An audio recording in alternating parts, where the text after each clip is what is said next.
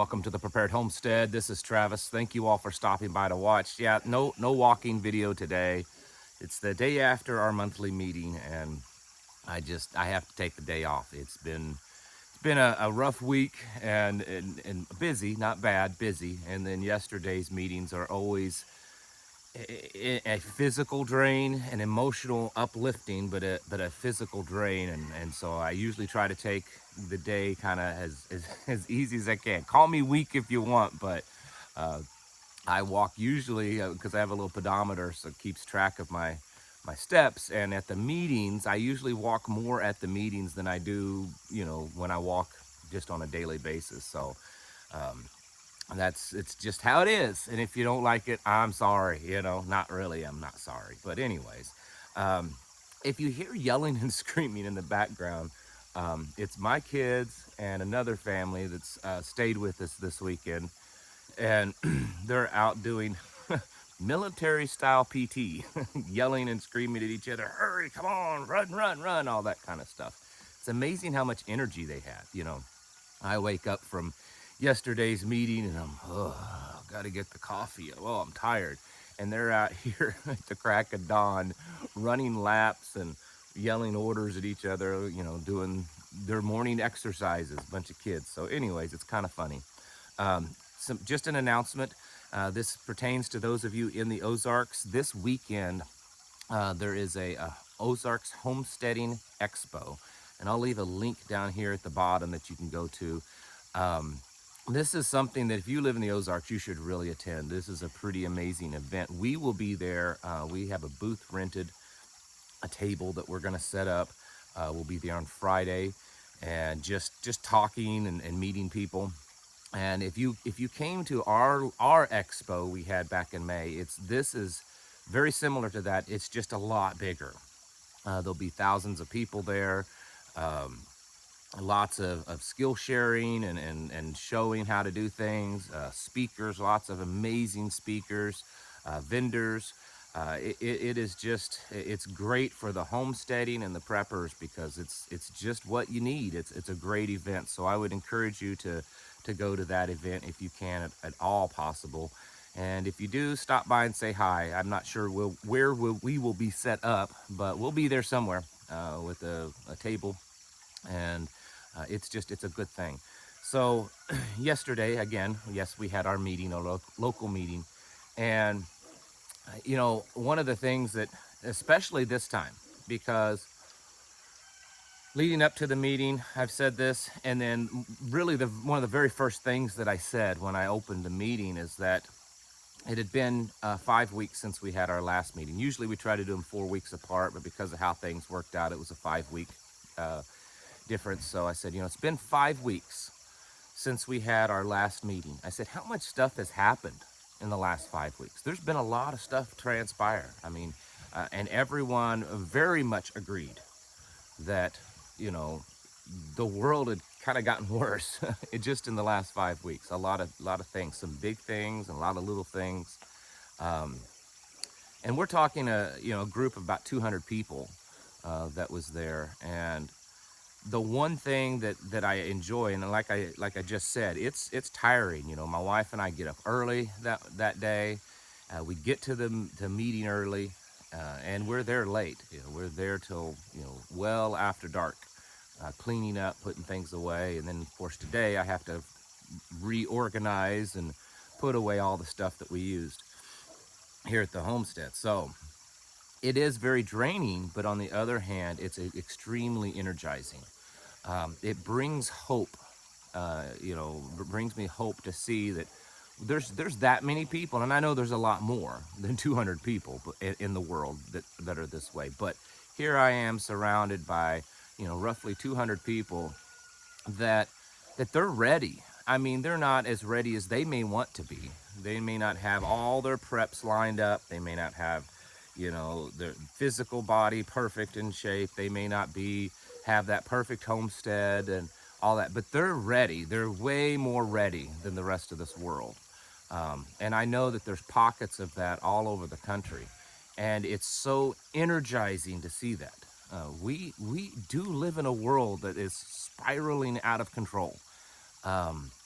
It was talked about through myself yesterday, a couple of the other speakers, even though that wasn't their topic, you know, that was a big general message is that, and then also the conversations, because how our meeting flows, if you're familiar at all with me talking about it, is we have lots of time beforehand and after for just talking, just everyone mingling and networking. That's in my opinion the number one focus of the meeting. It's not the classes, the speakers. It's the ability to mingle and kind of feed off of each other and plan and stuff. And and that was really the general mood, is that, you know it's like we've entered a new era, a new phase of all of this collapse and this reset, and it's becoming much more real. And many of us feel that um, we're not too far away from entering that point to where America doesn't really even look like America anymore. It still resembles it, okay?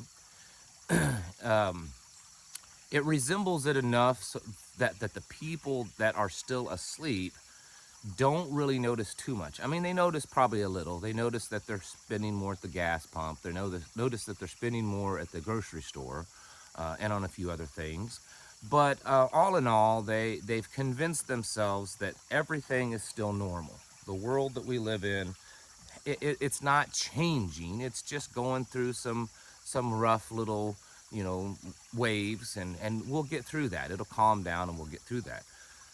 But the rest of us, we do see that the world's changed. We see that the SHTF, that everyone's like, oh, when SHTF hits, it's going to get bad. Well, SHTF already happened. That's past. It's already happened. We're in the middle of it now, and it's worsening because that's how they typically work. It's not like a movie. You don't just wake up one day and it's happened. Um, it's happening progressively, and we all admit that we're getting to that point that it's not going to resemble the America we grew up in. It does still today, as much as we know that a lot has changed and has gotten worse. We all admit that, well, it still kind of resembles that. I mean, you can still go to the grocery store in most places and not be in grave danger. You can go to the grocery store in most places and find mostly what you need, with the exceptions of items here and there that are in slow supply. But there's a very strong possibility that we're getting really close, like weeks, maybe a few months, to where it's not going to resemble so much of the United States, of America that we grew up in.